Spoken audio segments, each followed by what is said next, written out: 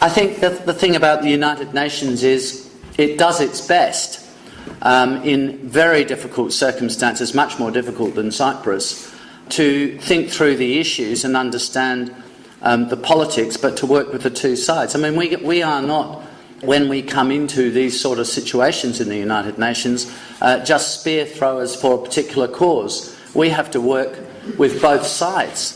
And believe me, that's not easy when some people on one side or the other, well, actually, it's true in both sides. It's not just true on the Greek Cypriot side, it's true on the Turkish Cypriot side as well.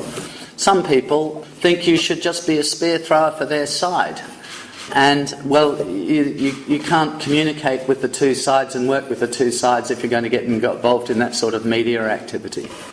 It's not all the special advisors and special representatives who have been here over the years, and somebody will correct me, but I think there are maybe something like 24 of them in 40 years. It's not they who have failed. Ultimately, the responsibility for success depends on the Cypriot people and the Cypriot leaders themselves. I mean, you can't argue on the one hand that you want a Cypriot-owned and Cypriot-led process, but on the other, when you don't reach agreement, how come the UN didn't fix this for us? You can't have both arguments. I mean, the fact is this is a Cypriot-owned and Cypriot-led process, so ultimately it's the leaders of Cyprus and the people who have to make the agreement. So the Secretary-General Special Advisor or Special Representatives, so whatever they're called, they are not going to come here and ex cathedra say this is an agreement. In fact, when it comes to responsibility, the UN's responsibility is to help, but the responsibility for an agreement in Cyprus rests with the leaders and the people of Cyprus. And it is they who must make an agreement and confirm an agreement. It's not the United Nations which is going to come here and impose one upon them. And with new talks now underway, how much convergence was there? I would say on the basis of what I know about the positions of the two sides, this is a deal that can be done.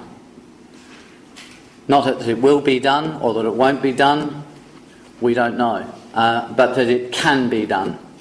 So neither side has a position which, in my view, I think has the potential to destroy the talks. I think they are thinking about each other's positions on the whole suite of issues, and a deal here can be done. And I very much hope it will be. Maybe it won't, but I know what you're thinking. We've heard all this 1,000 times before. Great question. 40 years, we've had people from the UN talking up this process and being hopeful about it. The truth is there are days when you can feel more hopeful than others, and if you're in a position like mine, you're not likely to even do the job. You shouldn't do the job if you think the whole thing is going to end up as a catastrophe. Now, I'm leaving the job now, so you might think this is an opportunity for me to tell you that I think the whole thing is going to end up as a catastrophe. Well, I'm not going to tell you that. I'm going to be honest with you.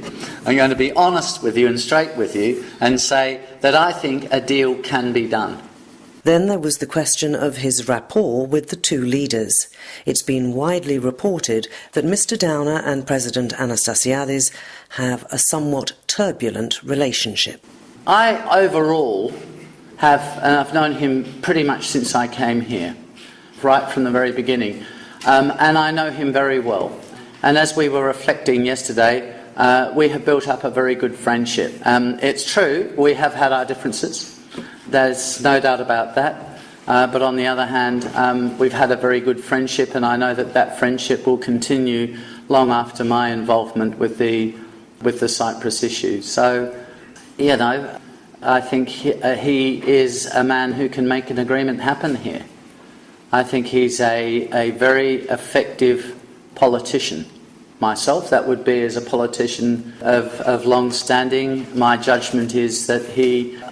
Let me say of him, I think he's a very seasoned and a very intelligent and able politician. So I think the international community should put a store in him as somebody who can, with Dr. Erolu, of course, achieve an agreement here. And let me take the opportunity of saying how much I've also enjoyed working with Dr. Erolu. He's a good politician as well. Has a very good sense of his own community, very good feel for his community. He's very good with people. That's an important skill for a politician, and I think he can carry his community with him as well. So I think you've got a combination of good leaders here. And look, I've had my arguments with them. Of course, I have also with Dr. Aralou. I've had plenty of arguments with him over the years. But, you wouldn't be doing your job if you just wanted to tell everybody what they wanted to hear. That's a very easy way to do a job, just tell people what they want to hear. But it normally isn't a very constructive way to operate.